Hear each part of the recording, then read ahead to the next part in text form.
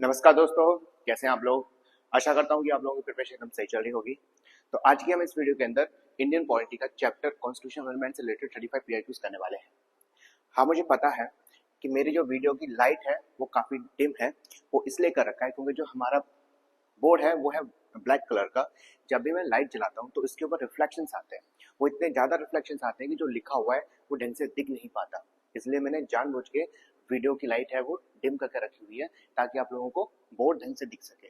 मेरे फेस से क्या लेने देना, आपको बस पढ़ने से मतलब होना चाहिए कि जो लिखा हुआ है क्वेश्चन दिखना चाहिए, क्वेश्चन में क्या लिखा हुआ है और जो मैं लिखूंगा, जो मैं आपको इन्फॉर्मेशन दूंगा वो आपको ढंग से दिखना चाहिए। मेरे फेस से आपसे कोई लेना देना नहीं होना चाहिए, ठीक है।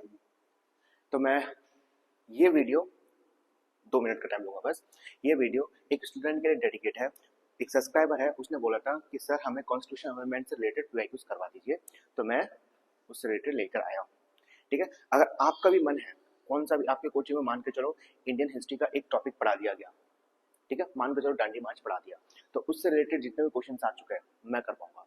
मान के चलो आपके एक टॉपिक आता है, बहुत बड़ा चैप्टर है वाइसराय करके, है ना, और वाइसराय से हर बार क्वेश्चन पूछा जाता है। अगर आपका वाइसराय का रिलेटेड पीआईक्यूज करने का मन है या आपको एमसीक्यूज करना है तो आप मुझे कमेंट करके बता दीजिए कि हमें इस टॉपिक के एमसीक्यूज करने हैं। मैं उसी का एमसीक्यूज अपलोड कर दूंगा, वीडियो अपलोड कर दूंगा, ठीक है। तो बिना किसी टाइम वेस्ट करते हुए हम पहला क्वेश्चन करते हैं। इंपॉर्टेंट है, यूपी पीसीएस में 2008 और यूपी पीएससी जीआईसी के अंदर पूछा गया है 2010 के अंदर। क्वेश्चन पढ़ते हैं। The Indian constitution can be amend under the provisions of. हम लोग जानते हैं कि हम कॉन्स्टिट्यूशन को, पार्लियामेंट के पास अधिकार है कि वो कॉन्स्टिट्यूशन को अमेंड कर सकता है, तो वो किस आर्टिकल के अंदर मेंशन है, ठीक है। मतलब कॉन्स्टिट्यूशन जो प्रोसीजर है, कॉन्स्टिट्यूशन अमेंडमेंट जो प्रोसीजर है वो किस आर्टिकल के अंदर है। तो ऑप्शन है आपके पास 4, आर्टिकल 368, आर्टिकल 316, आर्टिकल 356 और आर्टिकल 352। तो आपका आंसर होना चाहिए आर्टिकल 368। अब मैं आपको कुछ फैक्चुअल चीज बताने वाला हूँ किससे रिलेटेड, अमेंडमेंट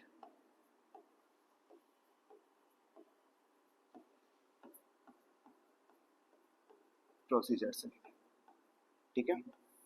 अमेंडमेंट प्रोसीजर से लेके फैक्चुअल चीजें बताने वाला हूँ।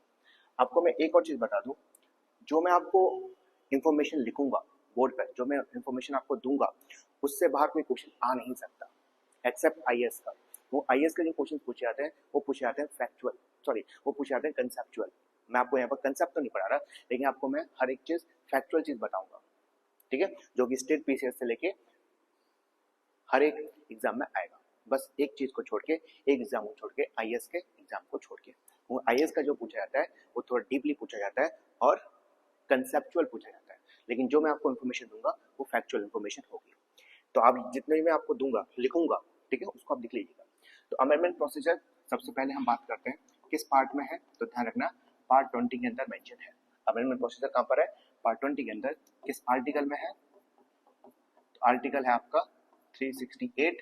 जो अमेंडमेंट प्रोसीजर है उसने कहां से बोरो कर रखा है, कहां से ले रखा है हमने, किस कंट्री से उसको बोरो कर रखा है, तो आप बोलोगे साउथ अफ्रीका, ठीक है सर।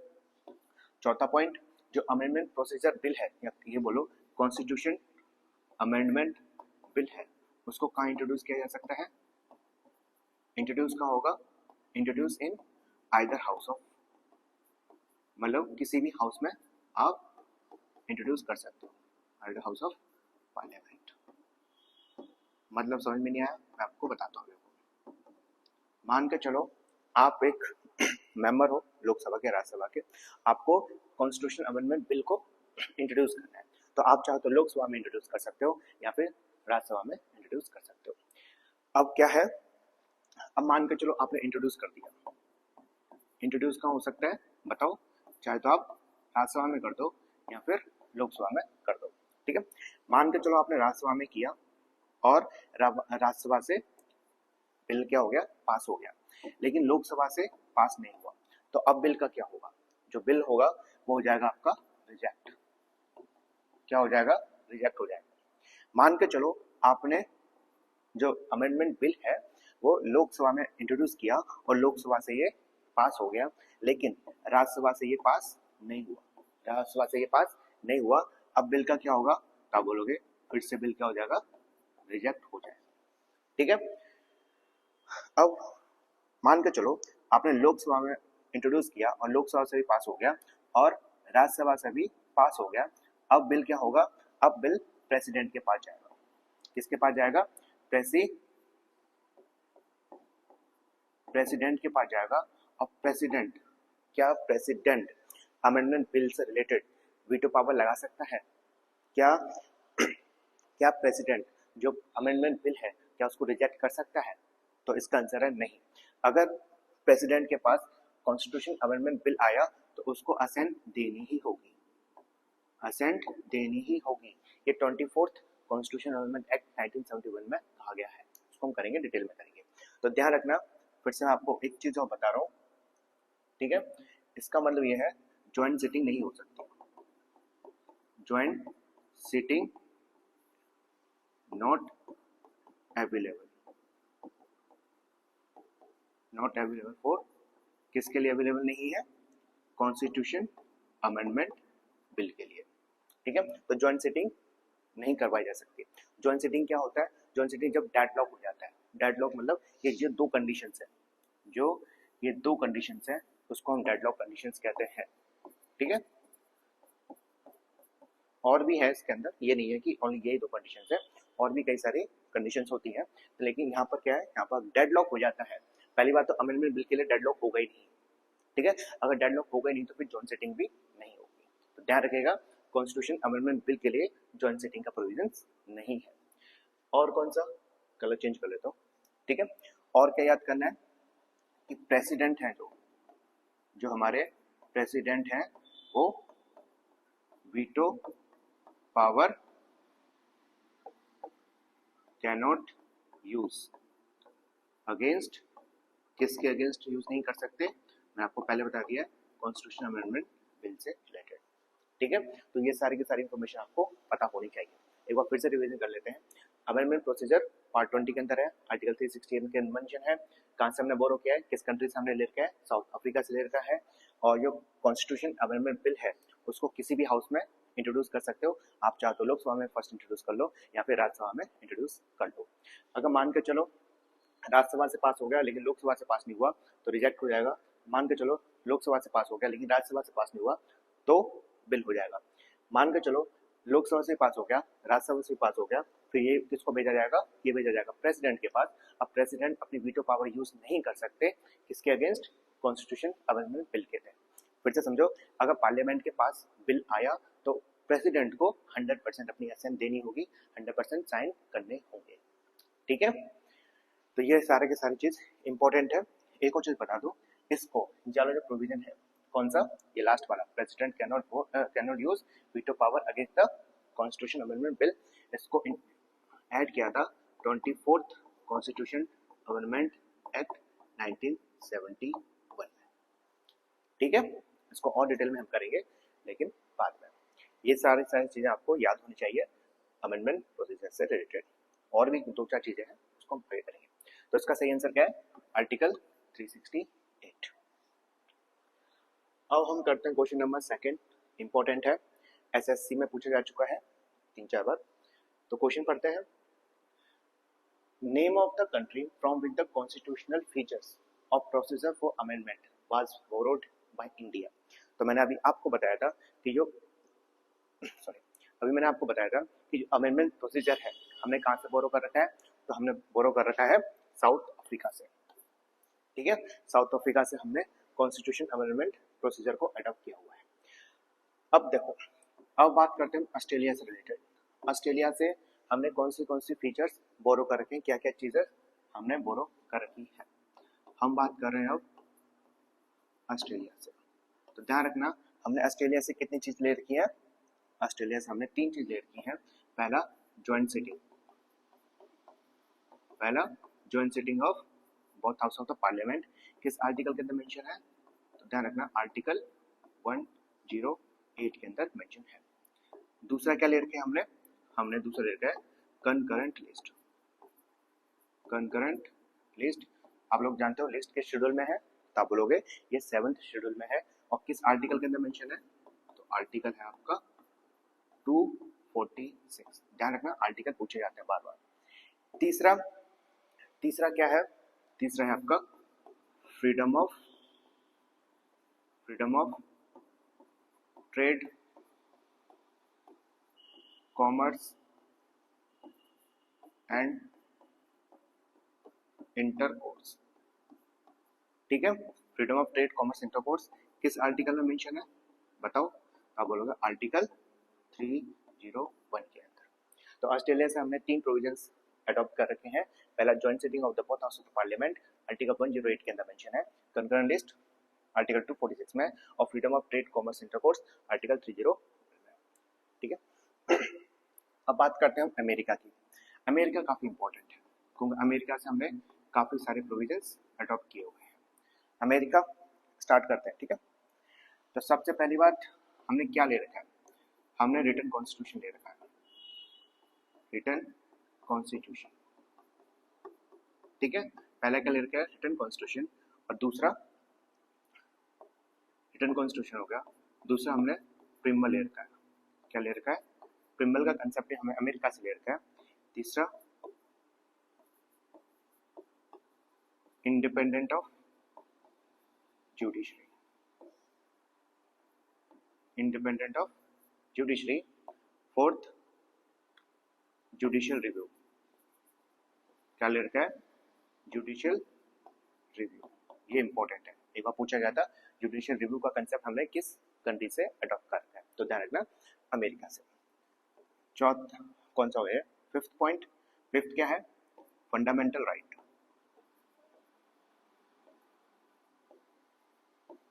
फंडामेंटल राइट्स ले रखे हैं।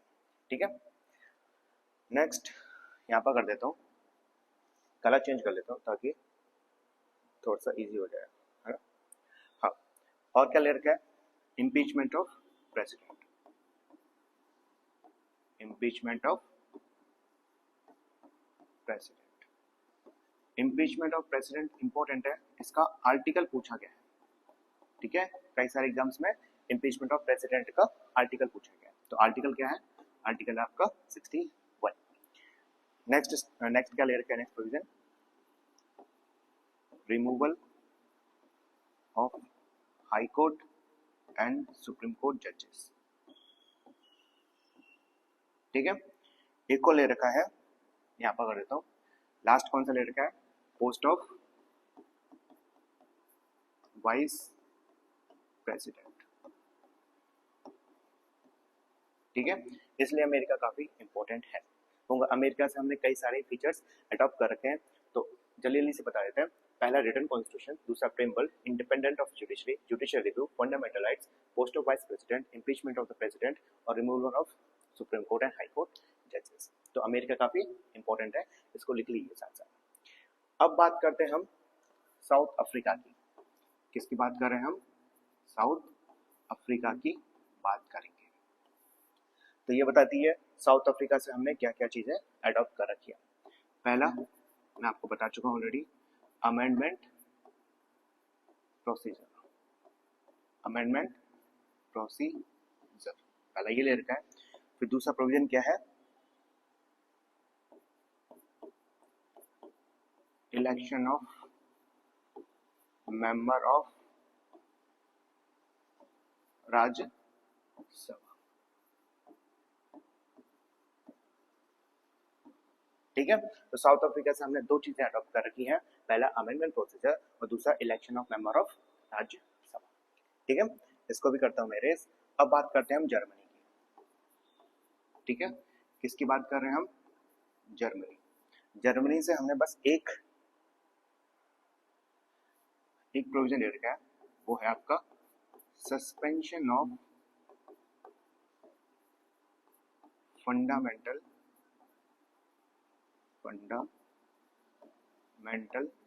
Rights during national emergency.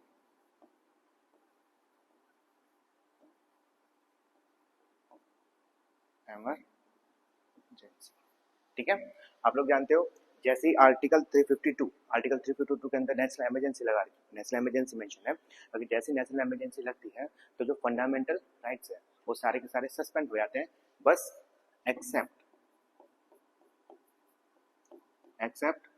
Article 20 and 21। अच्छा, एक और क्वेश्चन बड़ा अच्छा पूछा जाता है, एक और क्वेश्चन बहुत ही बेहतरीन है। ये पूछा जाता है कि इमरजेंसी के दौरान, इमरजेंसी के टाइम पे जो फंडामेंटल राइट्स है उसको सस्पेंड कर दिया जाता है, ये प्रोविजन किस आर्टिकल के अंदर मेंशन है? तो ध्यान रखना, ये किस आर्टिकल के अंदर मेंशन है? तो आर्टिकल 359। ठीक है, आर्टिकल 359 के अंदर क्या रखा है कि जैसी नेशनल इमरजेंसी डिक्लेयर होगी तो सारे के सारे फंडामेंटल राइट्स क्या हो जाएंगे? सस्पेंड हो जाएंगे, बस दो आर्टिकल्स को छोड़ के। कौन सा आर्टिकल को छोड़ के? Article 20 and 21। ठीक है सर, तो ये सारा का सारा याद होना चाहिए आपको। अब हम करते हैं क्वेश्चन नंबर 3, काफी इंपॉर्टेंट है, एमपीपीसीएस प्री 2020 के अंदर पूछा गया है। पढ़िए, which of the following statement is correct regarding article 368 of the constitution of India. तो आपके पास दो स्टेटमेंट है, आपको बताना है कि कौन सा स्टेटमेंट ट्रू है और कौन सा स्टेटमेंट फॉल्स है। तो पढ़िए, फर्स्ट स्टेटमेंट क्या बोल रहा है? Article 368 was amended by the 24th constitution amendment act 1971। Second क्या बोल रहा है? Article 368 was amended by the 101st constitution amendment act 2016। तो आपको बताना है कौन सा स्टेटमेंट सही है और कौन सा स्टेटमेंट रॉन्ग है। तो मैं ये बता दूं कि दोनों के दोनों स्टेटमेंट सही है। ठीक है, यहाँ पर हम बात कर लेते हैं 24th कॉन्स्टिट्यूशन अमेंडमेंट एक्ट 1971 की। ठीक है, तो 24th अमेंडमेंट एक्ट के द्वारा दो चीजें की गई थी। क्या की कितनी चीज की गई थी? दो चीजें की गई थी। पहला जो हमारा पार्लियामेंट है, पार्लियामेंट को एम्पावर कर दिया था, ध्यान रखना, empower to amend any part of constitution. ठीक है, इंक्लूडिंग फंडामेंटल राइट्स। ठीक है, तो ध्यान रखना 24th कॉन्स्टिट्यूशन अमेंडमेंट एक्ट 1971 में पार्लियामेंट को अधिकार दे दिया गया कि पार्लियामेंट आप कॉन्स्टिट्यूशन के किसी भी पार्ट को क्या कर सकते हो? आप चेंज कर सकते हो, अमेंड कर सकते हो, इंक्लूडिंग फंडामेंटल राइट्स। ठीक है, फिर उसके बाद केशवानंद भारती केस भी आया था। फिर दूसरा प्रोविजन क्या था? दूसरा प्रोविजन भी काफी इंपॉर्टेंट है, यहाँ से क्वेश्चन पूछा जाता है। ठीक है, क्या बोला था दूसरे प्रोविजन में? मतलब सेकंड प्रोविजन क्या था इसका? कि जो प्रेसिडेंट है can not use veto power against constitution amendment bill. ठीक है, ये कह दिया गया था कि अगर प्रेसिडेंट के पास अमेंडमेंट बिल आता है तो प्रेसिडेंट को अपनी एसेंट देनी ही होगी। कंपलसरी कर दिया था। क्या कर दिया था? कंपलसरी कर दिया था। मान के चलो एक ऑर्डिनरी बिल आ रहा है, कौन सा बिल आ रहा है? ठीक है, ऑर्डिनरी बिल आ रहा है तो प्रेसिडेंट अपनी वीटो पावर यूज कर सकते हैं। कितनी वीटो पावर होती है प्रेसिडेंट के पास? 3 होती हैं, एक पॉकेट वीटो, सस्पेंसिव वीटो और एक एब्सोल्यूट वीटो। लेकिन अगर मनी बिल आया, ध्यान रखना, अगर अगर अगर प्रेसिडेंट के पास मनी बिल आया या फिर कॉन्स्टिट्यूशन अमेंडमेंट बिल आया तो प्रेसिडेंट अपनी वीटो पावर को यूज नहीं कर सकते। प्रेसिडेंट अपनी वीटो पावर को इस्तेमाल नहीं कर सकते किस किस के अगेंस्ट? मनी बिल के अगेंस्ट और कॉन्स्टिट्यूशन अमेंडमेंट बिल के अगेंस्ट। ठीक है, तो ये दोनों के दोनों प्रोविजन इंपॉर्टेंट है और ये भी इंपॉर्टेंट है। ठीक है सर, तो ये स्टेटमेंट एकदम सही है। ठीक है, इसको करते हैं इरेज। अब पढ़िए, article 368 was amended by the 101st constitution amendment act 2016। तो ये बिल्कुल सही है। अब हम बात करते हैं 116 अमेंडमेंट एक्ट के बारे में। तो 101st के द्वारा जीएसटी को इंट्रोड्यूस किया था। क्या लाया गया था? जीएसटी को ऐड किया गया था इंडियन कॉन्स्टिट्यूशन के अंदर। तो जीएसटी को ऐड किया गया था कहां पर? आर्टिकल 368 सब क्लॉज 2 में। ठीक है, सब क्लॉज 2 में ध्यान रखना, जीएसटी को, अगर जीएसटी से रिलेटेड जीएसटी को क्या करना होगा? चेंज करना होगा, अमेंड करना होगा, तो पार्लियामेंट को असेंट लेनी होगी किसकी? Half of state legislative assembly. उसको हम करेंगे थोड़ी देर बाद बताऊंगा मैं क्या है इसका मतलब। तो जीएसटी को ऐड कर देगा था आर्टिकल 368 सेकंड के अंदर, और जीएसटी के आर्टिकल में एक आपने पढ़ रखा होगा जीएसटी काउंसिल, है ना। जीएसटी काउंसिल काफी बार पूछा जाता है कि जीएसटी काउंसिल किस आर्टिकल के अंदर मेंशन है, तो आपको याद रखना है आर्टिकल 279 ए के अंदर मेंशन है, ठीक है। तो ये ध्यान रखिएगा। तो ये है बोथ आर करेक्ट, मतलब option number C, statement first and the second both are correct. अब पढ़ते हैं हम question number fourth, RS RTS pre exam 2013 में पूछा गया है। पढ़िए, the president power to veto a bill for amendment of the constitution has been taken away by the substituting the word shall give his assent by which amendment। Option है आपके पास चार, 44th, 23rd, 24th या 42nd। तो मैंने अभी बताया था आपको कि अगर कॉन्स्टिट्यूशन अमेंडमेंट बिल प्रेसिडेंट के पास आता है तो प्रेसिडेंट साहब मजबूर है अपनी असेंट देने के लिए, वो अपनी वीटो पावर को इस्तेमाल नहीं कर सकते। इसको ऐड किया गया था इस प्रोविजन को 24th अमेंडमेंट एक्ट के द्वारा, ठीक है। अभी हमने पढ़ा था पीछे। अब करते हैं क्वेश्चन नंबर फिफ्थ, ठीक है। इंपॉर्टेंट है, बीपीएससी के अंदर पूछा गया है और यूपी यूडीए एलडी के अंदर पूछा गया है। Amendment to the constitution may be initiated only in Lok Sabha, only in Rajya Sabha, only in state legislative assembly और आइदर हाउस ऑफ पार्लियामेंट। तो आपको मैंने अभी भी बताया था कि जो कॉन्स्टिट्यूशन अमेंडमेंट बिल है उसको आप किसी भी हाउस में इंट्रोड्यूस कर सकते हो, ठीक है। मान के चलो आप एक बिल लेकर आए, अमेंडमेंट बिल लेकर आए, क्या लेकर आए, अमेंडमेंट बिल, तो आप चाहो तो राज्यसभा में इंट्रोड्यूस कर सकते हो, आप चाहो तो लोकसभा में भी इंट्रोड्यूस कर सकते हो, आपकी इच्छा है। तो आपको जिसमें इंट्रोड्यूस करना है उसी में करो। एक क्वेश्चन पूछा जाता है, इंट्रोड्यूस से याद आया, ओनली इन लोकसभा, ये प्रोविजन किसके लिए है, ये प्रोविजन मनी बिल के लिए है। किसके लिए, मनी बिल।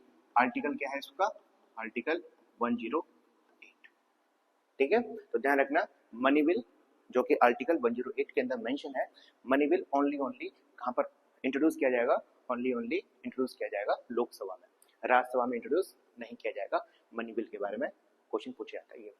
तो अब बताइए क्या सही है इसका आंसर, ऑप्शन नंबर डी, जो अमेंडमेंट बिल है उसको आप किसी भी हाउस में इंट्रोड्यूस कर सकते हो। क्वेश्चन नंबर 6 इंपॉर्टेंट है, आईएसपी 935 में पूछा गया है, ठीक है। Which of the following are the matters on which the constitutional amendment is possible only with the ratification of the legislature of not less than the half of the states? ये question काफी important है, ठीक है। अब देखो ध्यान रखना, constitution के अंदर तीन मेथड दे रखे हैं कि आप किस तरीके से कॉन्स्टिट्यूशन को अमेंड कर सकते हो। कितने मेथड दे रखे हैं, 3 मेथड्स मेंशन है। कितने मेथड्स, 3 मेथड्स। पहला मेथड क्या है, कलर चेंज कर लेता हूँ। आपको इंटरेस्ट आ रहा है ना, प्लीज थोड़ा सा इंटरेस्ट ले लो, है ना। मुझे पता है कि मैं थोड़ा मतलब पढ़ाने में लगा रहता हूँ, मैं आपसे थोड़ा सा इंटरेक्ट नहीं करता, मैं आपको कोई बाहर की चीजें नहीं बता पाता, आपको मैं थोड़ा हंसा नहीं पाता, ठीक है। लेकिन आपको पढ़ने से मतलब है यार, आपके पास टाइम कम है, आप पढ़ो, ठीक है। और आप रिविजन कर रहे हो, ऐसी बात नहीं है कि आप पहली बार पढ़ रहे हो। पहली बार पढ़ रहे हो तो मैं सही बता रहा हूँ, आपको कुछ समझ में नहीं आने वाला, लेकिन आप रिविजन कर रहे हो तो आपके लिए बेस्ट वीडियो है, एकदम बेस्ट है, ठीक है। 3 मेथड्स है किस तरीके से अमेंड किया जा सकता है। पहला, पार्लियामेंट पास करेगी, किससे, बाय स्पेशल मेजोरिटी। दूसरा, पार्लियामेंट पास करेगी बाय सिंपल मेजोरिटी। तीसरा, ये इंपॉर्टेंट है, ठीक है, पार्लियामेंट बिल पास करेगी किसके द्वारा, स्पेशल मेजोरिटी। साथ ही साथ पार्लियामेंट को कंसेंट लेना पड़ेगा with half of all state legislative assembly, ठीक है सर। मान के चलो अमेंडमेंट बिल आया और आपको कॉन्स्टिट्यूशन को क्या करना है, चेंज करना है। कुछ ऐसे प्रोविजंस होते हैं जिसको पार्लियामेंट स्पेशल मेजोरिटी से पास करेगी, कुछ ऐसे प्रोविजंस होंगे जो पार्लियामेंट स्पेशल मेजोरिटी से पास कर देगी, कुछ ऐसे प्रोविजंस होंगे जो पार्लियामेंट सिंपल मेजोरिटी से पास कर देगी, लेकिन कुछ ऐसे प्रोविजंस होते हैं जो पार्लियामेंट स्पेशल मेजोरिटी से पास करती है, लेकिन पार्लियामेंट को कंसर्न लेना होता है, सहमति लेनी होती है half of state legislative assembly. कितने, यहां से क्वेश्चन पूछा जाता है, कहां से, यहां से, हाफ ऑफ, ठीक है, आधा। ध्यान रखना पार्लियामेंट के द्वारा स्पेशल मेजोरिटी से पास होगा, लेकिन स्टेट लेजिस्लेटिव असेंबली के द्वारा किससे पास होना चाहिए, सिंपल मेजोरिटी से। किससे, सिंपल मेजोरिटी से। यहां से क्वेश्चन पूछा गया है, यहां से सिंपल मेजोरिटी से और स्पेशल मेजोरिटी से, ठीक है। ये क्वेश्चन किसके ऊपर आधारित है, ये क्वेश्चन किसके ऊपर बेस्ड है, ये क्वेश्चन थर्ड वाले पॉइंट पे है, ठीक है। तो कौन से प्रोविजंस है, कौन से प्रोविजंस है, अगर उसको अमेंडमेंट करना है तो पार्लियामेंट को half of state legislative assembly से सहमति लेनी होगी। पार्लियामेंट को स्टेट लेजिस्लेटिव असेंबली से क्या लेना पड़ेगा, सहमति लेनी पड़ेगी, असेंट लेनी पड़ेगी। तो कौन से प्रोविजंस है वो हम करने वाले हैं, ठीक है। उसके लिए मेरे को स्पेस चाहिए यार, इसको इरेज कर दो ना, ठीक है। इसको मैं कर रहा हूँ इरेज। अब मैं यहाँ पर लिख रहा हूँ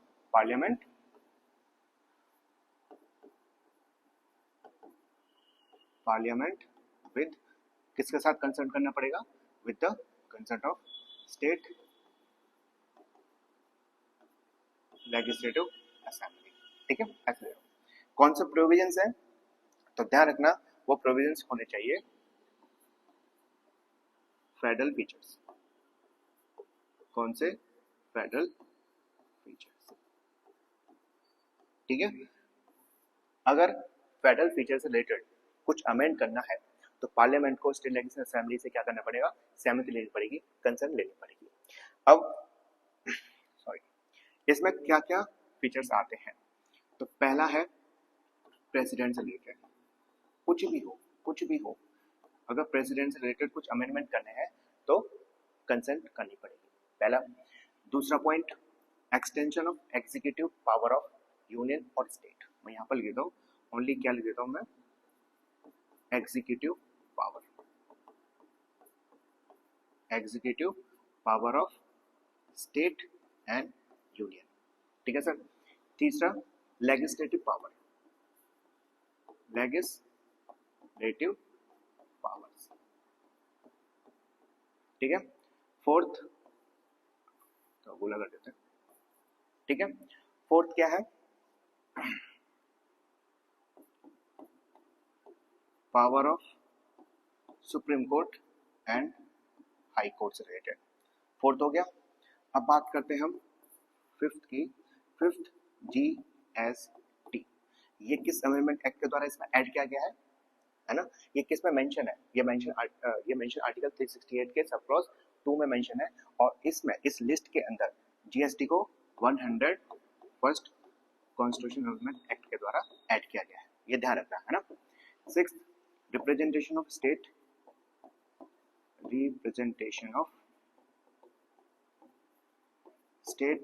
इन पार्लियामेंट,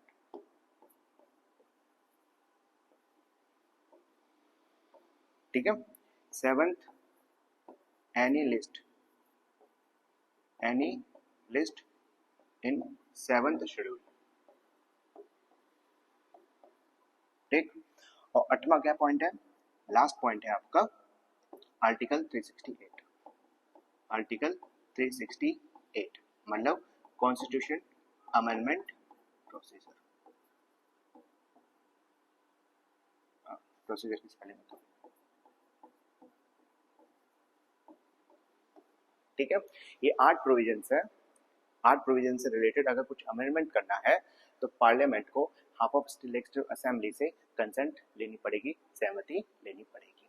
कौन से एक बार फिर से पढ़ लो, प्रेसिडेंट से related executive power of union और स्टेट, लेजिस्लेटिव पावर मतलब कैसा पूरा कैसा है, distribution of legislative power between the union and the state, power of supreme court और हाई कोर्ट से रिलेटेड, GST से related, representation of states in the parliament और any list in the schedule 7th schedule और article 368, ठीक है।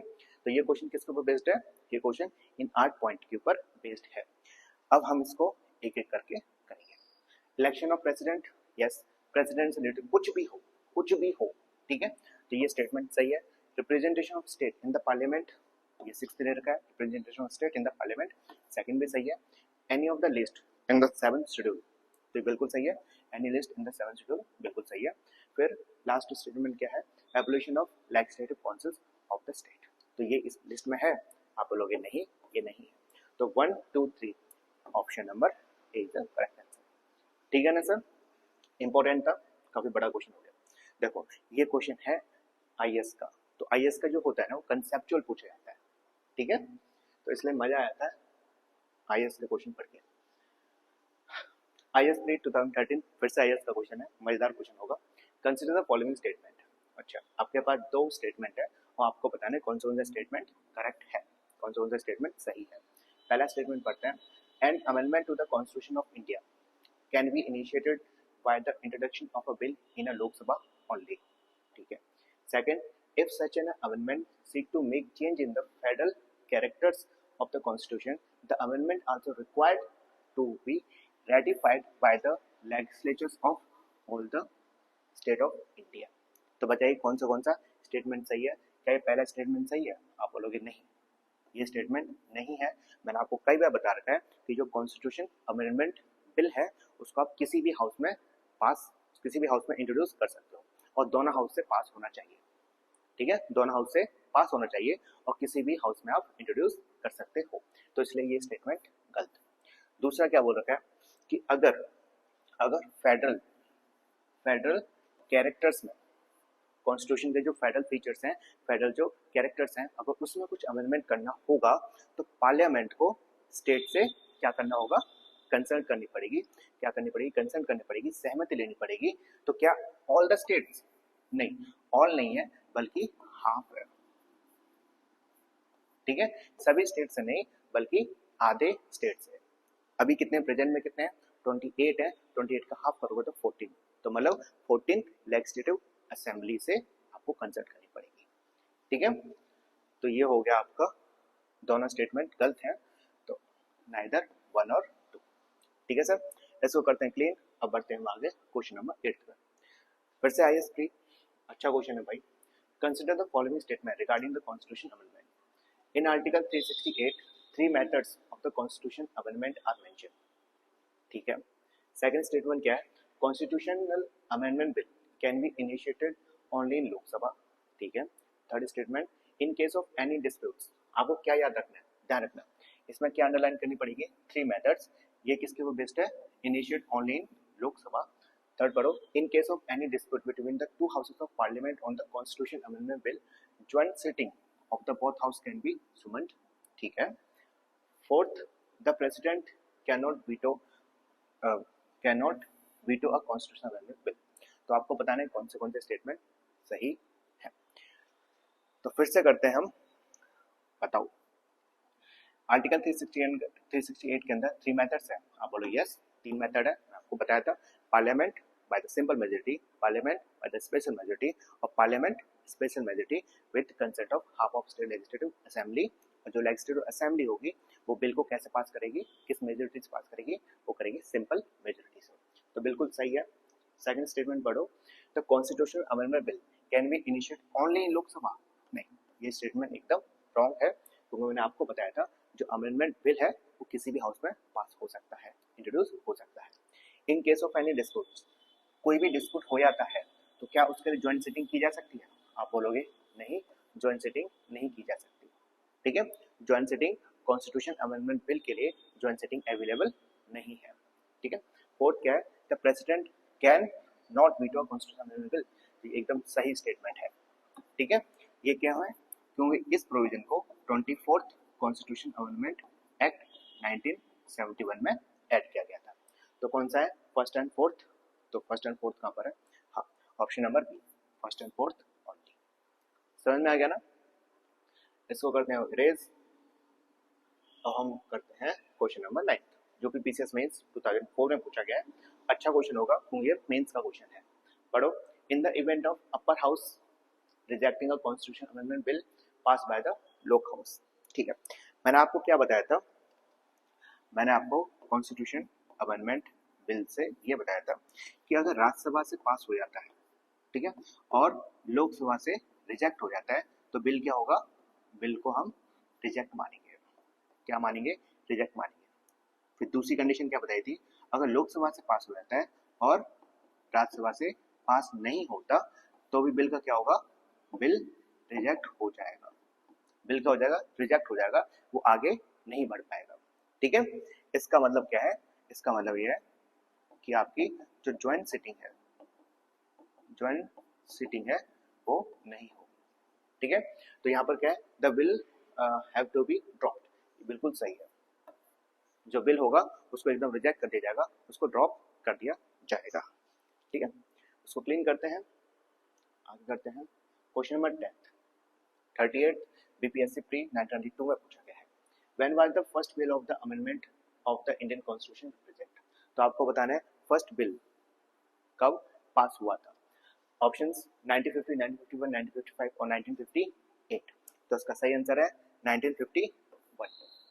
ठीक है, ध्यान रखिएगा, जो फर्स्ट कॉन्स्टिट्यूशन अमेंडमेंट बिल है वो 1951 में लाया गया था। क्वेश्चन नंबर 11 आईएसपी 2003 में पूछा गया है, पढ़िए, the 9th schedule to the Indian constitution was added by. प्रेजेंट में कितने शेड्यूल हैं, प्रेजेंट में आपके 12 शेड्यूल्स हैं, तो आपको मैं बताने वाला हूँ। देखो 8 शेड्यूल तो थे ही, ठीक है, यहाँ पर मैं बता रहा हूँ आपको शेड्यूल। ठीक है, और इस लिस्ट में क्या होगा, इस लिस्ट में होगा किस कॉन्स्टिट्यूशन अमेंडमेंट एक्ट के द्वारा इसको क्या किया गया था, ऐड किया गया था। ठीक है, तो सबसे पहले हम करते हैं ओरिजिनल कितने थे, ओरिजिनल 8 थे। ओरिजिनल कितने शेड्यूल थे, 8 शेड्यूल थे। इसका मतलब 9th शेड्यूल को किस अमेंडमेंट एक्ट के द्वारा ऐड किया गया है, आप बोलोगे फर्स्ट अमेंडमेंट एक्ट के द्वारा। फिर उसके बाद 10th को किस अमेंडमेंट एक्ट के द्वारा ऐड किया गया है, आप बोलोगे 52nd अमेंडमेंट एक्ट के द्वारा। 11th को 73rd कॉन्स्टिट्यूशन अमेंडमेंट एक्ट के द्वारा। ठीक है, फिर आया 12th को किसके द्वारा ऐड किया गया है, आप बोलोगे 74th अमेंडमेंट एक्ट के द्वारा। तो ये सारे के सारे चीजें इंपॉर्टेंट है। 9th फर्स्ट अमेंडमेंट एक्ट के द्वारा ऐड किया गया है। 10th शेड्यूल को 52nd के द्वारा ऐड किया गया है। 11th शेड्यूल को 73rd के द्वारा ऐड किया गया है और 12th शेड्यूल को 74th के द्वारा ऐड किया गया है। ये सारे के सारे इंपॉर्टेंट है, याद कर लेना। ठीक है, ये पूछे जाते हैं। तो बताइए 9th schedule to the Indian constitution was added by. तो 9th शेड्यूल को किससे ऐड किया गया है, फर्स्ट से। तो फर्स्ट अमेंडमेंट कब, ध्यान रखना 1951। ठीक है सर, ये इंफॉर्मेशन होनी चाहिए आपके पास। अब करते हैं रेज अब क्वेश्चन नंबर 12 अच्छा क्वेश्चन है, RSRTS प्री री एग्जाम में पूछा गया है 2013। पढ़िए, match list 1 with the list second and select the correct answer using the code given below। Codes मैंने लिखे नहीं है तो कोड्स का लेना स्पेस था नहीं। ठीक है, लिस्ट 1 के अंदर प्रोविजंस है और लिस्ट सेकंड के अंदर कॉन्स्टिट्यूशन अमेंडमेंट है। तो आपको बताना है किस प्रोविजन को किस कॉन्स्टिट्यूशन अमेंडमेंट एक्ट के द्वारा ऐड किया गया, यहाँ पे डिलीट किया गया है। तो पहला है right to form cooperative society under article 19 clause 1 का सब क्लॉज सी। ठीक है, तो right to form cooperative society किस अमेंडमेंट एक्ट के द्वारा इसको ऐड किया गया था, तो 81st, 91st, 97 या 99th। तो इसका सही आंसर है 97th। ठीक है, आगे protection of SC/ST reservation in filling backlog of vacancies. आपके पास 3 ऑप्शंस बचे, 81st, 91st और 99th। तो आपको याद रखना है ये 81st से। नेशनल जुडिशरी अपॉइंटमेंट कमीशन, जो नेशनल जुडिशियल अपॉइंटमेंट कमीशन था उसको अनकॉन्स्टिट्यूशन कब कहा गया था, यहाँ पे इसको डिलीट किस कॉन्स्टिट्यूशन अमेंडमेंट एक्ट के द्वारा किया गया है, तो वो है आपका 99th। लास्ट क्या है, limiting the size of council of minister, ये है आपका 91st। ठीक है, आपको ये सारी चीजें याद होनी चाहिए। अब करते हैं हम क्वेश्चन नंबर 13 RSRTS प्री 2021 के अंदर पूछा गया है। पढ़िए, which constitutional amendment act dealing with the National Judicial Appointment Commission was declared unconstitutional by the Constitutional Bench of the Supreme Court। अभी हमने पीछे किया था नेशनल, जो हमारी कोचिंग है ना, जो हमारी कोचिंग है वो थोड़ी रोड के पास है, रोड से एकदम टच है। तो क्या जो भी व्हीकल जाता है तो उसकी आवाज आती है, ठीक है, तो उस डिस्टर्बेंस के लिए सॉरी। तो यहाँ पर पूछा जा रहा है कि किस कॉन्स्टिट्यूशन अमेंडमेंट एक्ट के द्वारा नेशनल जुडिशियल अपॉइंटमेंट कमीशन को, मतलब NJAC को अनकॉन्स्टिट्यूशनल डिक्लेयर कर दिया गया था। तो उसका सही आंसर है 99th। अभी हमने यहाँ पर पढ़ा था, कहाँ पढ़ा था, अभी हमने पीछे वाला क्वेश्चन पढ़ा था ना, ये वाला national judicial appointment commission 99th, ठीक है ना सर। अब हम क्वेश्चन करते हैं 14, इंपॉर्टेंट लग रहा है, यूपीपीसीएस मेंस 2016 में पूछा गया है, पढ़िए। By which of the following amendment of the Indian Constitution the term cooperative society was added in Article 19(1) के C में, ठीक है। तो यहाँ पर क्वेश्चन पूछा रहा है आपसे कोऑपरेटिव सोसाइटीज। तो अब मैं आपको कोऑपरेटिव सोसाइटी से रिलेटेड क्वेश्चंस कराने वाला हूँ। पहले इसका आंसर कर लेते हैं, चलो। 42nd, 73rd, 97 और 36।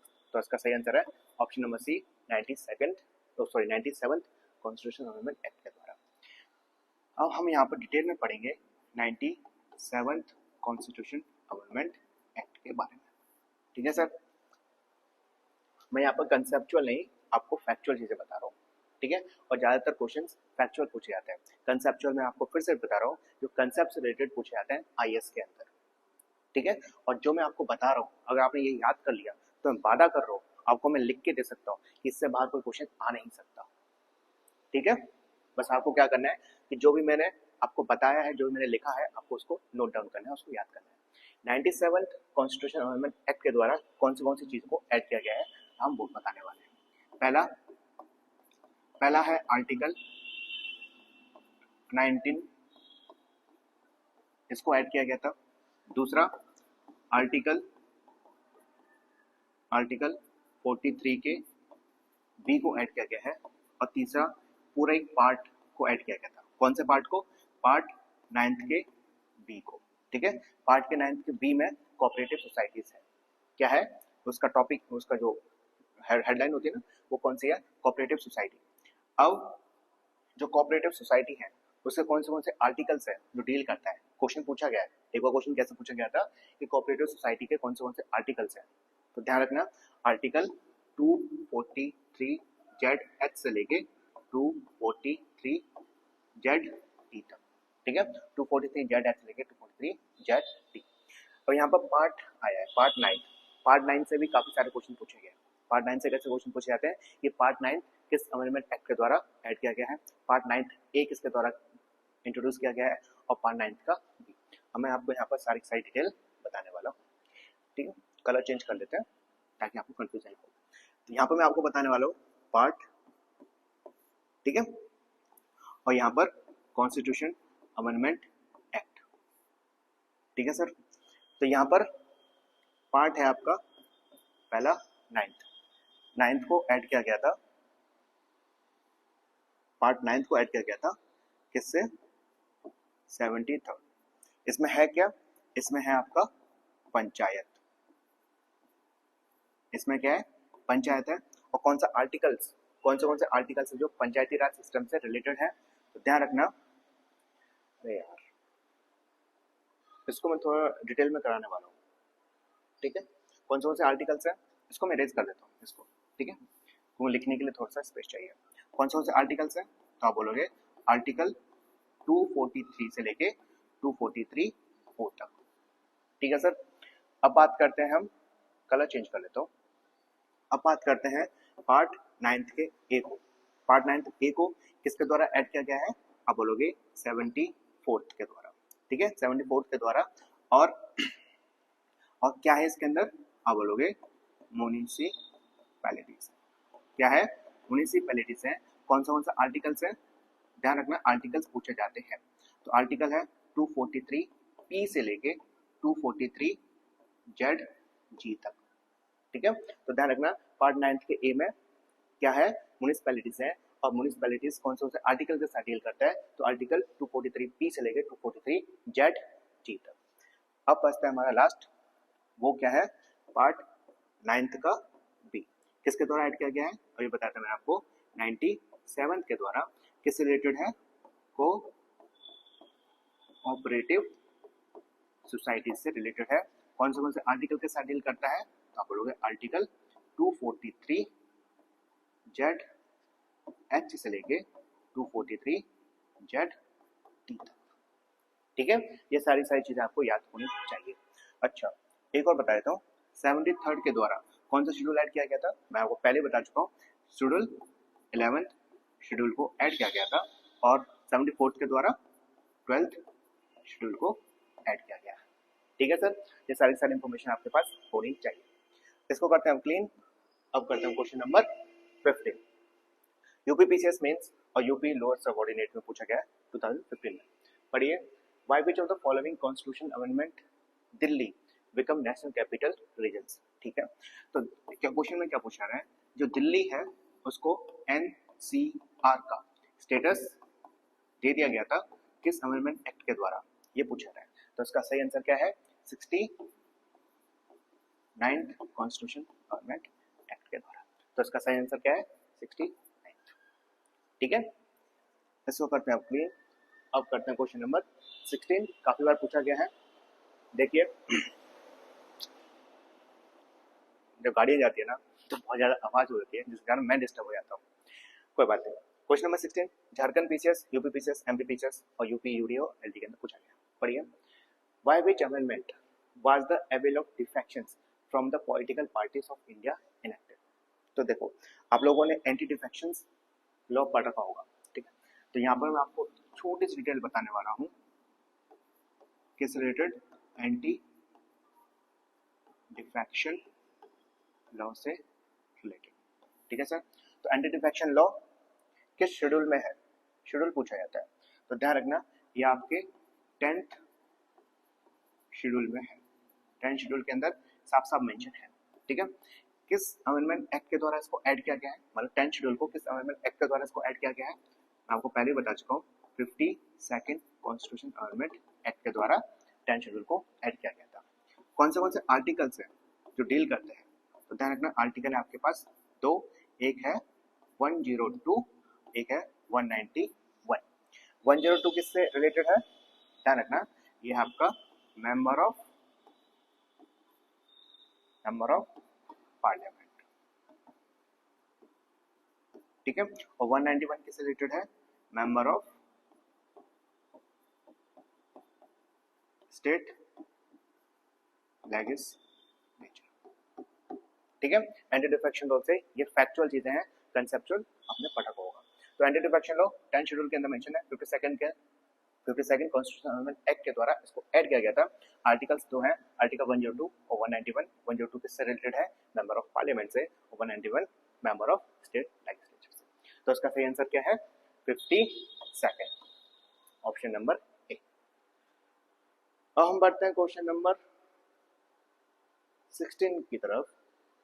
अच्छा क्वेश्चन है, यूपी पीसीएस, एमपी पीसीएस और कई सारे एग्जाम्स में पूछा गया है। पढ़िए question number, which one of the following amendment to the constitution is related to the lowering the age of voters। ठीक है, तो आपको मैं बताता हूँ, पहले वोटिंग एज, ये क्वेश्चन किससे रिलेटेड है, वोटिंग एज से रिलेटेड है। तो पहले वोटिंग एज कितनी थी, आप बोलोगे पहले वोटिंग एज थी 21 ईयर्स। 21 से रिड्यूस कर दिया गया, कम कर दिया गया, घटा दिया गया 18 ईयर्स के लिए। ठीक है, 18, पहले 21 साल के होंगे जब आप वोटिंग में पार्टिसिपेट कर सकते थे, लेकिन अब कितने, 18 साल। इसको किस अमेंडमेंट एक्ट के द्वारा चेंज किया गया है, किसके द्वारा किया गया है, तो ध्यान रखना, 61st अमेंडमेंट एक्ट के द्वारा। ठीक है, तो ध्यान रखना, वोटिंग एज रिड्यूस कर दिया गया था फ्रॉम 21 टू 18 ईयर्स, किसके द्वारा, 61st अमेंडमेंट एक्ट के द्वारा। यहाँ पर दो कमीशन हैं जो आपको याद होने चाहिए। पहला कमीशन इलेक्शन कमीशन, पहला कौन सा है, इलेक्शन कमीशन। तो ये काफी बार पूछा गया है कि इलेक्शन कमीशन का आर्टिकल बताइए, तो ध्यान रखना, ये है आर्टिकल 324। दूसरा कमीशन कौन सा है, आप बोलोगे state election commission. State election commission किस आर्टिकल में मेंशन है, तो आप बोलोगे आर्टिकल 243 के अंदर। ठीक है, तो 61st के द्वारा वोटिंग एज को रिड्यूस कर दिया गया था फ्रॉम 21 टू 18, आर्टिकल 324 के अंदर इलेक्शन कमीशन है और आर्टिकल 243 के अंदर स्टेट इलेक्शन कमीशन है। ठीक है सर, इसको करते हैं रेस। अब करते हैं क्वेश्चन नंबर 18, इंपॉर्टेंट है, यूपीपीसीएस प्री 2021 के अंदर पूछा गया है, लेटेस्ट क्वेश्चन है, पढ़िए। Consider the following and arrange this in the chronological order. देखिए, क्रोनोलॉजिकल ऑर्डर के लिए आपको डेट याद करनी पड़ेगी। क्या याद करनी पड़ेंगी? डेट याद करनी पड़ेंगे। तो देखिए डेट याद करते हैं। Golaknath case, Kesavananda Bharati case, 24th constitution amendment act और 42nd कॉन्स्टिट्यूशन अमेंडमेंट एक्ट। तो आपको ये सारी डेट याद करनी है। गोलकनाथ केस कब आया था? 1967 में। केशवानंद भारती केस यहाँ था 1973 में। ठीक है। 24th कॉन्स्टिट्यूशन अमेंडमेंट एक्ट तो ये आया था 1971 में। और 42nd कब आया है? आप याद रखना 1976 में। और भी केसेस हैं, और कौन से केसेस आपको याद होने चाहिए, है ना? पूछा जा सकता है बेरूबारी केस। कौन सा? बेरूबारी केस कब आया था? तो याद रखना 1970 के अंदर। एक और पूछा जा सकता है 44th कॉन्स्टिट्यूशन अमेंडमेंट एक्ट, ये कब आया था? 1978 में। ठीक है, तो ये सारे के सारे आपको याद होने चाहिए। और भी कई सारे केसेस हैं, जैसे बेरूबारी केस हो गया।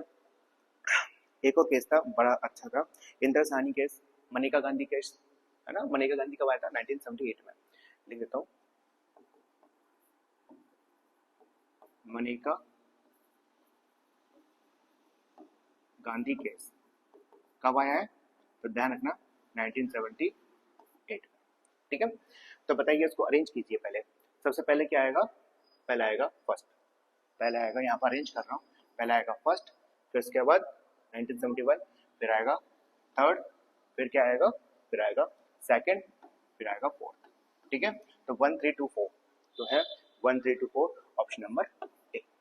तो ये सारे के सारे आपको डेट याद होनी चाहिए। क्वेश्चन नंबर 19 47 बीपीएससी प्री 2005 में पूछा गया है, which of the following constitutional amendment act was term as a mini constitution. तो आपको बताना है किस कॉन्स्टिट्यूशन अमेंडमेंट एक्ट को मिनी कॉन्स्टिट्यूशन के नाम से जाना जाता है। तो उसका सही आंसर है 42nd। थोड़ा जल्दी करते हैं, टाइम लग रहा है बहुत ज्यादा। ठीक है, इंपॉर्टेंट है, यूपीपीसीएस काफी बार पूछा गया है यूपीपीसीएस में, पढ़िए। According to the Indian constitution the constitutional amendment of the following topics require consent of at least half of the state legislature. तो मैंने आपको 8 प्रोविजंस बताए थे कि इन 8 प्रोविजंस को चेंज करने के लिए, अमेंड करने के लिए पार्लियामेंट को असेंट लेनी पड़ेगी, सहमति लेनी पड़ेगी half of state legislative assembly. तो मैंने आपको ये पूरा बता रखा है, पूरा डिटेल में बता रखा है, मैं फिर से नहीं बता रहा। तो देखते हैं, federal features, federal provisions of the constitution बिल्कुल सही है। राइट ऑफ सुप्रीम कोर्ट, ये भी सही है, मैं बताया था सुप्रीम कोर्ट और हाई कोर्ट से रिलेटेड कुछ भी। The process of constitution amendment, ये भी सही है, आर्टिकल 368 बताया था। फोर्थ क्या है? फॉर्मेशन ऑफ न्यू स्टेट और ट्रांसफॉर्मेशन इन द बॉर्डर और नेम ऑफ द स्टेट्स, ये गलत है, इसका 1 2 3 option number A is correct. ठीक है, चलो और बता देता हूँ। ठीक, एक तो 3 प्रोविजंस, चौथा मैं क्या करूँ, ये मेरे अंदर है, ये मेरे खून के अंदर ही है। जब मैं पढ़ाई करता था तो मैं हर चीज को कम से कम 3 से 4 बार लिखता था।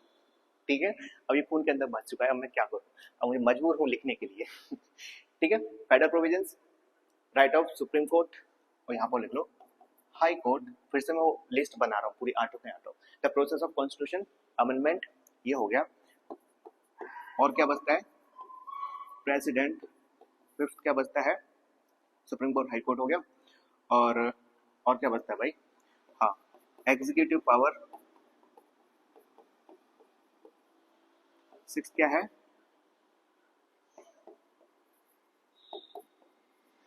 Legislative power. 7 बताओ, जीएसटी। 8 डायरेक्ट लिखता हूँ 7 शेड्यूल के अंदर। ठीक है, ये सारी की सारी चीजें आपको याद होनी चाहिए। एक और है 9th, रिप्रेजेंटेशन ऑफ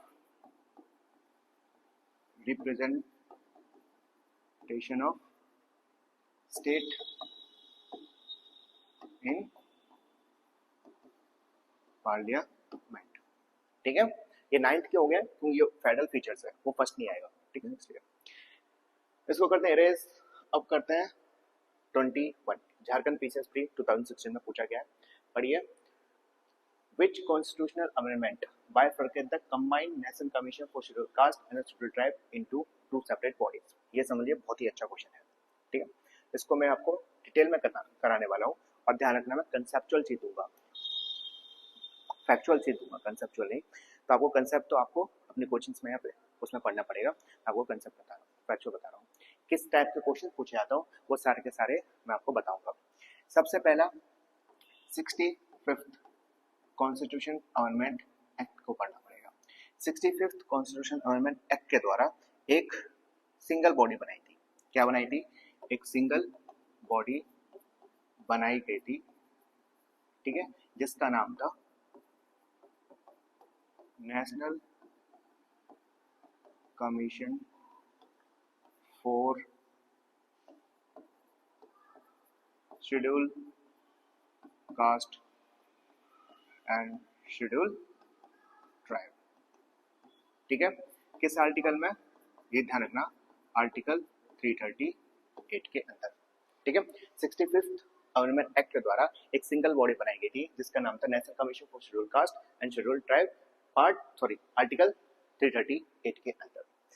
फिर उसके बाद क्या होता है?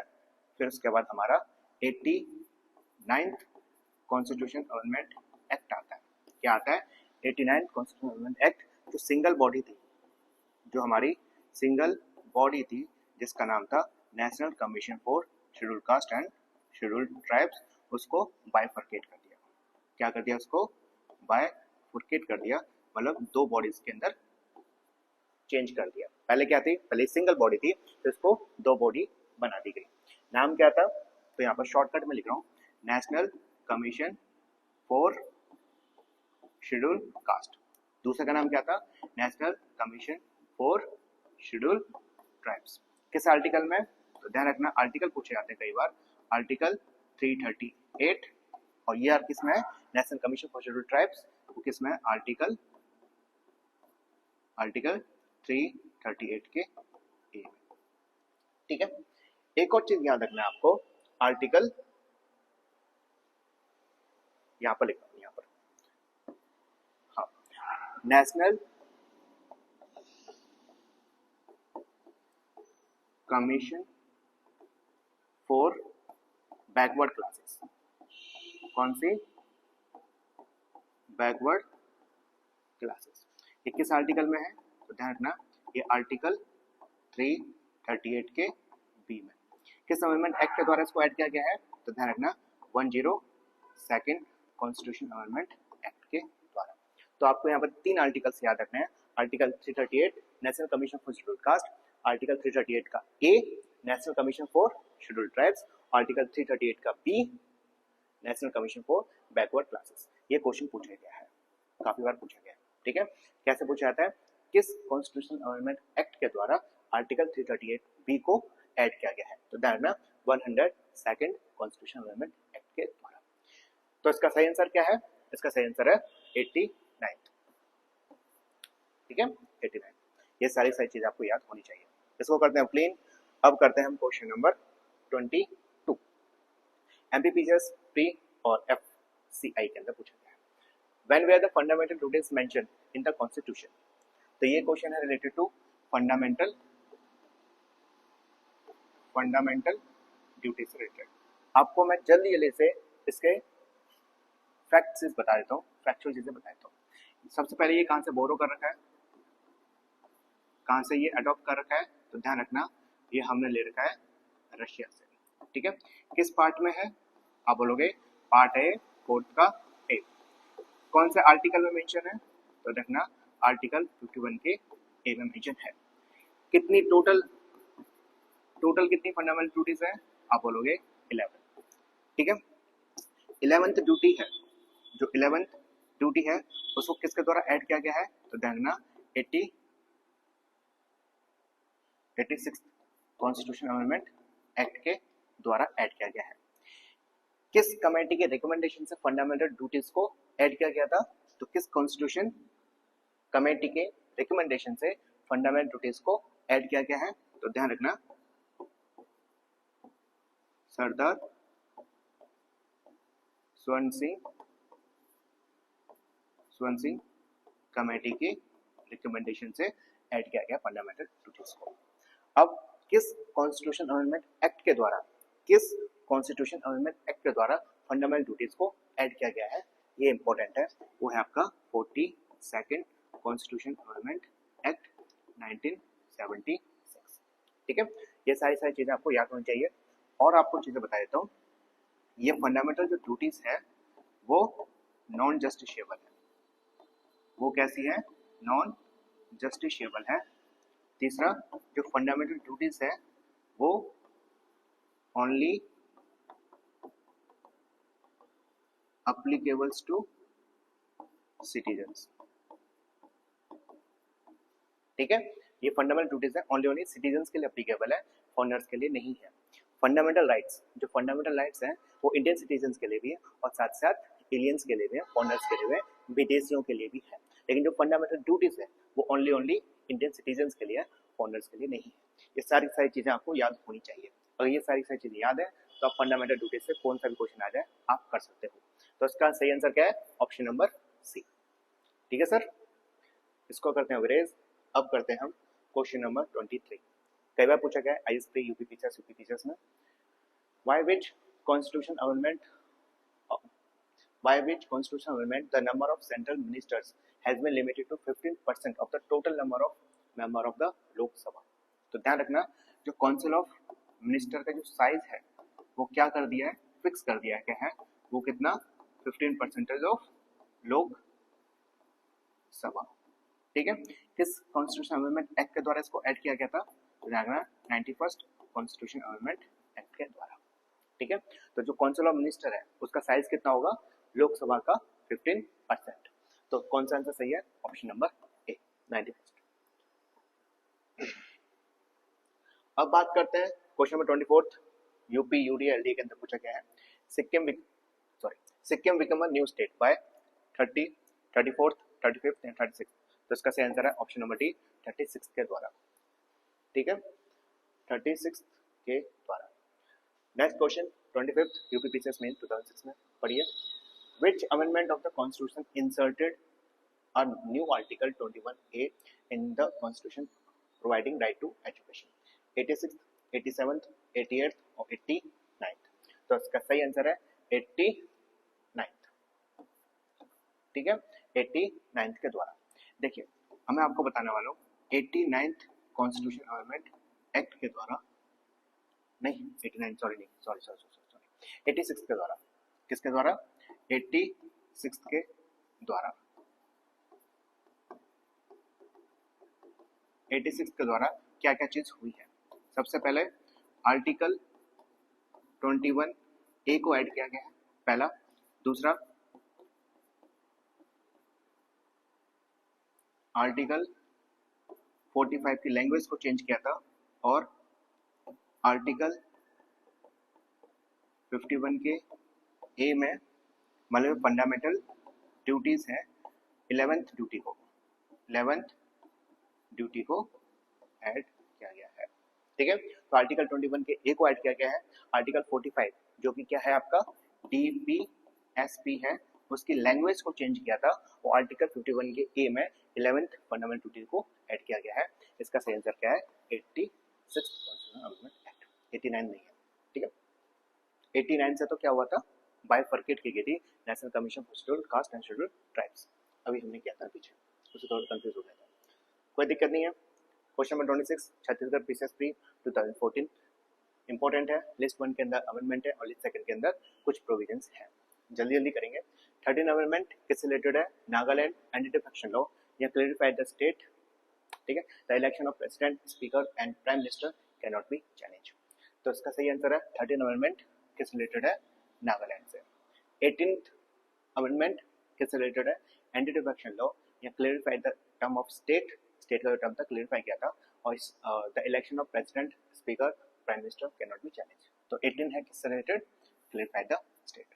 39th है elections of president, speaker, prime minister और एक और है वाइस प्रेसिडेंट, ठीक है, उसको चले नहीं कर सकते। 52nd मैं आपको बता चुका हूँ, एंटी डिफेक्शन लॉ, अरेंज तुम खुद कर लेना। अब करते हैं क्वेश्चन नंबर 27, ठीक है। MPPSC प्री 2015 में पूछा गया है, पढ़िए। Which of the following amendment act of the constitution deleted the right to property from the list of the fundamental duty. तो ऑप्शन है आपके पास 4, 37th, 38th, 44th, 42nd। इससे पहले मैं आपको कुछ बता देता हूँ राइट टू प्रॉपर्टी से रिलेटेड, ठीक है। राइट टू प्रॉपर्टी पहले कैसा था, आर्टिकल 31 के अंदर मेंशन था। क्या था, आर्टिकल 31 के अंदर मेंशन था एज अ फंडामेंटल राइट, ठीक है। लेकिन 44th कॉन्स्टिट्यूशन अमेंडमेंट एक्ट आया कब, 1978 में, और इसको डिलीट कर दिया गया। क्या कर दिया, इसको डिलीटेड कर दिया गया। किसको, आर्टिकल 31 को डिलीट कर दिया गया। अब कहां पर है, प्रेजेंट में कहां मेंशन है, प्रेजेंट में ये मेंशन है आर्टिकल, बताइए, 300 के ए में, किस पार्ट में, पार्ट भी पूछा जाता है, पार्ट 12th में, ठीक है। और कैसा राइट है ये, अब ध्यान रखना, अब ये एक लीगल राइट है, यहां से क्वेश्चन पूछा जाता है लीगल राइट से, ठीक है। तो ध्यान रखना, राइट टू प्रॉपर्टी प्रेजेंट में क्या है, प्रेजेंट में ये लीगल राइट है, पार्ट 12 के अंदर मेंशन है और आर्टिकल 300 ए में। तो बताइए, right to property fundamental right से किस कॉन्स्टिट्यूशन अमेंडमेंट एक्ट के द्वारा डिलीट किया गया है, तो वो आंसर है 44th वाला ऑप्शन नंबर सी, ठीक है। इसको करते हैं रेज। अब करते हैं क्वेश्चन नंबर 28, सीडीएस 2017 में पूछा गया है, पढ़ो। Which of the following statement about the 73rd and the 74th Constitutional Amendment Act is correct? तो आपको बताना है कौन से स्टेटमेंट हैं जो कि 73rd और 74th अमेंडमेंट के करेक्ट है, ठीक है। तो पहला, it make it mandatory for all the state to establish 3-tier system of the government. Second, representative should be directly elected for the 5 years. Third क्या है, there should be mandatory reservation of 1/3 of all the states in all panchayat at all level for women. तो ध्यान रखना, ये statement भी सही है, ये स्टेटमेंट भी सही है, ये स्टेटमेंट भी सही है, all 3 rights, option number C. अब करते हैं हम क्वेश्चन नंबर 29, छत्तीसगढ़ पीएससी के अंदर पूछा गया 2020 में, under which amendment of the constitution of India was good and service tax impose. तो आपसे पूछा रहा है कि जीएसटी किस अमेंडमेंट एक्ट के द्वारा इम्पोज की गई है, तो मैं आपको पहले बता चुका हूँ, जीएसटी 101, ठीक है। 101 के द्वारा जीएसटी को लाया गया है, और किस आर्टिकल में जीएसटी, ध्यान रखना, जीएसटी किस आर्टिकल में है, तो आर्टिकल है आपका 279 के ए में, ठीक है। अब बात करते हैं क्वेश्चन नंबर 30, एसएससी 2018 में पूछा गया है, the 24th constitution amendment act gave constitutional recognisation to the municipality by adding. तो मैंने आपको पहले बता चुका था, पार्ट 9th के ए में, ठीक है। पार्ट, फिर से आपको बता रहा हूँ, पार्ट 9th को किसके द्वारा ऐड किया गया है, पार्ट 9th को किसके द्वारा ऐड किया गया है, 73rd के द्वारा, 73rd, पार्ट 9th के ए को 74th के द्वारा, और पार्ट 9th के बी को 97th के द्वारा, ठीक है।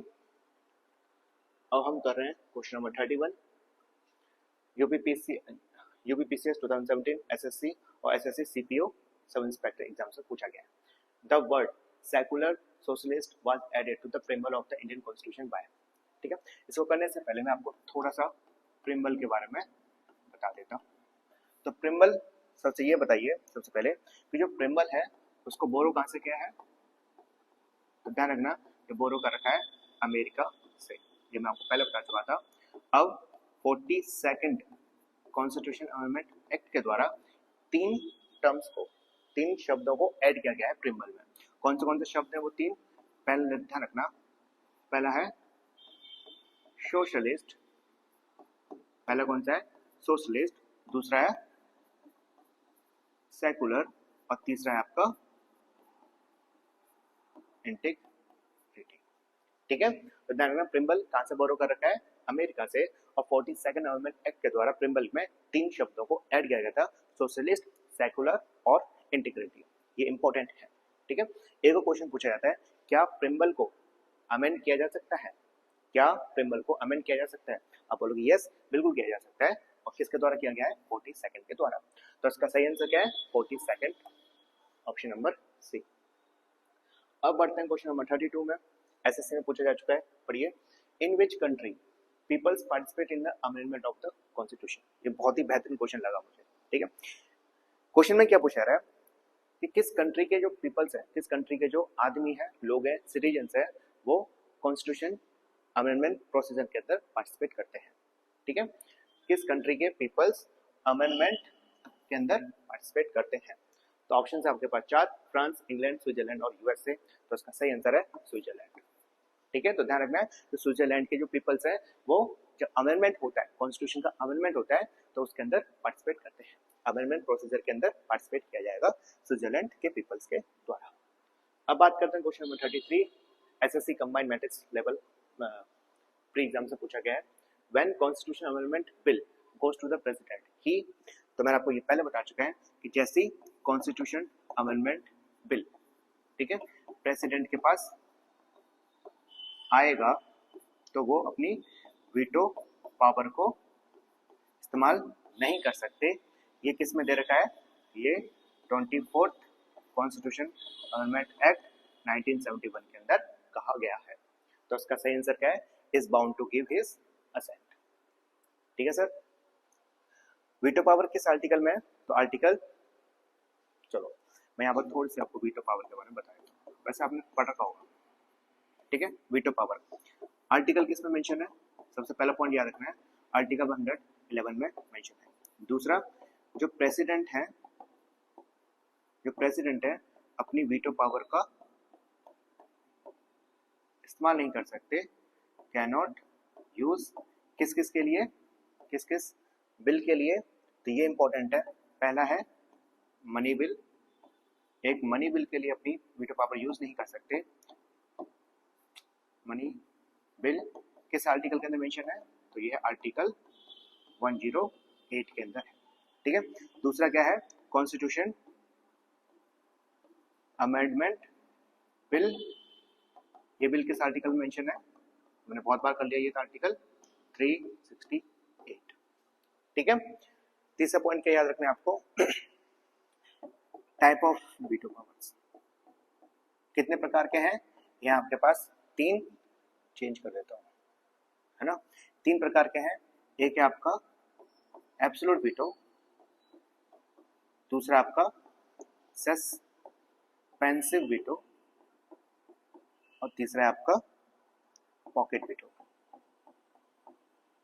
कौन सा? Pocket veto. एक क्वेश्चन पूछा जाता है कि पॉकेट वीटो,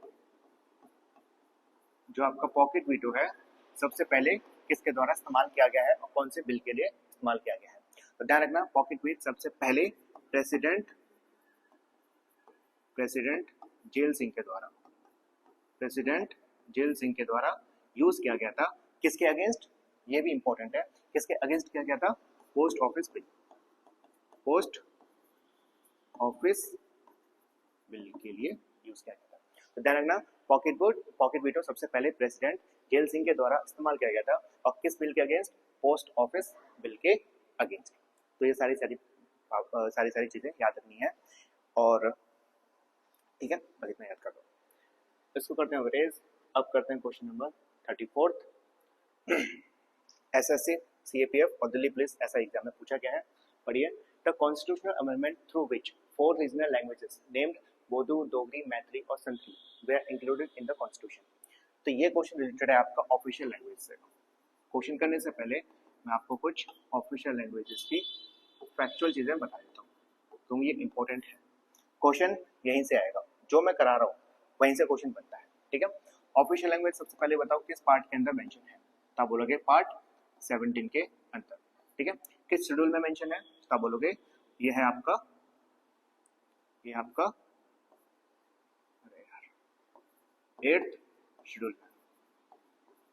किसके अंदर मेंशन है, 8th शेड्यूल के अंदर।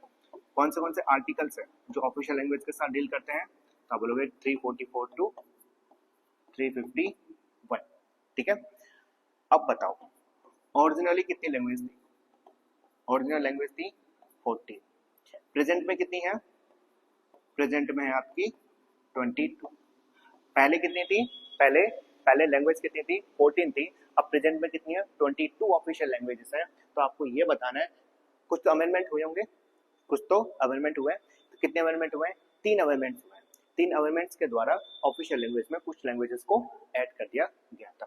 अब हम पढ़ने वाले हैं अमेंडमेंट, तो अमेंडमेंट इंपॉर्टेंट है, ये क्वेश्चन अमेंडमेंट से रिलेटेड है, ठीक है। तो सबसे पहला आया था 21st अमेंडमेंट एक्ट, ठीक है। 21st के द्वारा एक लैंग्वेज को ऐड किया गया था जिसका नाम था सिंधी। ध्यान रखना, सिंधी को ऐड किया गया था 21st अमेंडमेंट एक्ट के द्वारा। दूसरा है आपका 71st कॉन्स्टिट्यूशन अमेंडमेंट। 71st के द्वारा 3 लैंग्वेज को ऐड किया गया है। 21st के द्वारा एक लैंग्वेज को ऐड किया गया था जिसका नाम था सिंधी, और 71st के द्वारा 3 लैंग्वेज को ऐड किया गया है। 71st के द्वारा, 71 के द्वारा कितने लैंग्वेज को ऐड किया गया है, 3 लैंग्वेज को। उसका आपको तीनों के नाम याद होने चाहिए, और मैं उसको एक ट्रिक बताऊंगा सॉरी बोल के थोड़ा सा ट्रिक बताऊंगा, जिसका नाम है कौन का मन नेपाली। तो बताओ भाई, कौन का मन नेपाली, किसका मन नेपाली, मेरा मन नेपाली। तो यहाँ पर क्या आएगा, कौन कनी, दूसरा मणिपुरी, और तीसरा कौन सा है, नेपाली, ठीक है। तो 71st के द्वारा 3 लैंग्वेज को ऐड किया गया था, कौन सी, कोंकणी, मणिपुरी और नेपाली। अब आता है लास्ट, कौन सा, 92nd अमेंडमेंट एक्ट। तो 92nd के द्वारा 92nd के द्वारा 4 लैंग्वेज को ऐड किया गया था। कितने लैंग्वेज को, 4 लैंग्वेज को। उसको याद करने का तरीका मैं आपको बता रहा हूँ, तरीका बहुत बेहतरीन है। 2 सन बोर्ड में, ठीक है। 92nd अमेंडमेंट एक्ट के द्वारा 4 लैंग्वेज को ऐड किया गया था। कौन सी लैंग्वेज थी, 2 सन बोर्ड में। ये एक ट्रिक है, थोड़ी सी याद कर लेना। तो 4 लैंग्वेज मैं बता रहा हूँ, 2 से डोगरी, सन से संथली, ठीक है, बोध से बोधू, और मैं से मैथिली, ठीक है। 2 से डोगरी, संथली, बोधू और मैथिली, 2 सन बोर्ड में। 71st के द्वारा 3 लैंग्वेज, कौन का मन नेपाली, किसका मन नेपाली, कौन का नहीं आता, किसका मन नेपाली, कोंकणी, मणिपुरी और नेपाली। 92nd के द्वारा डोगरी, संथली, बोधू, मैथिली, और 21st के द्वारा सिंधी। ये सारी की सारी आपको चीजें याद होनी चाहिए। तो यहाँ पर क्वेश्चन किससे पूछा जा रहा है, रिलेटेड टू बोधू, डोगरी, संथली और मैथिली। ये किसके द्वारा ऐड किया गया था, 92nd के द्वारा, ऑप्शन नंबर 2, 92nd, ठीक है सर। ये सारी चीजें आपको याद होनी चाहिए। अब हम क्वेश्चन करते हैं 35th, लास्ट क्वेश्चन है, जल्दी करूंगा। यूपी पीसीएस का सारे एग्जाम्स में पूछा गया है। तो लिस्ट 1 के अंदर इंस्टीट्यूशंस है और लिस्ट 2 के अंदर आर्टिकल्स हैं। तो आपको बताना है कौन सा इंस्टीट्यूशन किस आर्टिकल के अंदर मेंशन है। तो पहला आता है controller and auditor general, CAG. तो कैग का आर्टिकल है आर्टिकल 148। फाइनेंस कमीशन है आर्टिकल 280 के अंदर। एडमिनिस्ट्रेटिव ट्रिब्यूनल्स आर्टिकल 323 के ए में, और UPSC union public service commission वो आर्टिकल 315, ठीक है। तो ये लास्ट क्वेश्चन था। आशा करता हूँ कि आप लोगों को पसंद आया हो। पसंद आया तो प्लीज लाइक, शेयर और सब्सक्राइब कर दीजिए।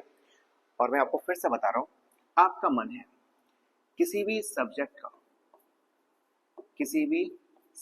का कौन सा भी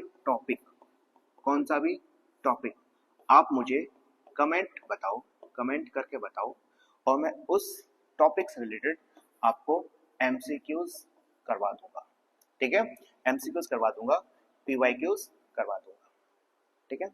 अब मैं इतने सारे वीडियोस बना रहा हूँ लेकिन आप लोगों का सपोर्ट कुछ नहीं हो रहा, ठीक है। तो प्लीज़ थोड़ा सा सपोर्ट कर दीजिए, आपकी एक छोटी सी कमेंट, एक लाइक और एक सब्सक्राइब, ये समझ लीजिए मेरे को बहुत ज़्यादा मोटिवेट करता है ऐसी और वीडियो बनाने के लिए। तो मैं आपको फिर से बता रहा हूँ, कोचिंग में जाओ, एक सब्जेक्ट पढ़ो, सब्जेक्ट पढ़ते होंगे, फिर कौन सा टॉपिक पढ़ा है वो टॉपिक मुझे कमेंट करो, और उस टॉपिक से रिलेटेड जितने भी एमसीक्यूज पूछे गए, जितने भी पीवाईक्यूज पूछे गए हैं, उसके मैं एक वीडियो अपलोड कर दूंगा, और उससे क्या होगा, आपका रिवीजन बहुत अच्छी हो जाएगी। और ये मैं वादा कर रहा हूँ, आप कौन सा भी टॉपिक बोलोगे, ठीक है, वादा कर रहा हूँ उससे बाहर जो भी मैं पढ़ाऊंगा उससे बाहर एक भी क्वेश्चन नहीं जाएगा, एक भी क्वेश्चन नहीं जाएगा, इसका मेरा वादा है, मैं लिख के दे सकता हूँ, ठीक है। तो आज के लिए बस इतना ही, आशा करता हूँ कि पसंद आए हो। तो जो चलते हैं, ध्यान रखना, थोड़ा सा बोरिंग टाइप है मेरा सीजन, लेकिन ठीक है। नमस्कार।